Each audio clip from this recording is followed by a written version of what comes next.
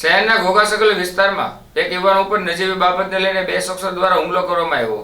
ભાવનગર શહેરના ઘોઘાસકલ વિસ્તારમાં રહેતા મનોજભાઈ હરેશભાઈ ઠક્કરના ઘરનું રિનોવેશન ચાલુ હોય અને જે સોસાયટીનો બહારનો ગેટ બંધ કરવાનું ભૂલી ગયા એ અરસામાં જ બાજુમાં રહેતા ચેતનભાઈ અને તેમનો પુત્રો ઉશ્કેરાઈ જઈને મનોજભાઈના ઘરે ધોકા લઈને મૂંઢમાર મારવામાં આવ્યો હતો અને ઘરમાં થોડું નુકસાન કરવામાં આવ્યું હતું.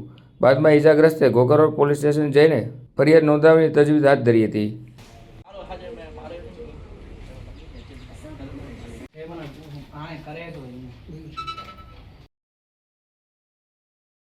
મનોજભાઈ હરેશભાઈ ઠક્કર ઘોઘા સર્કલ.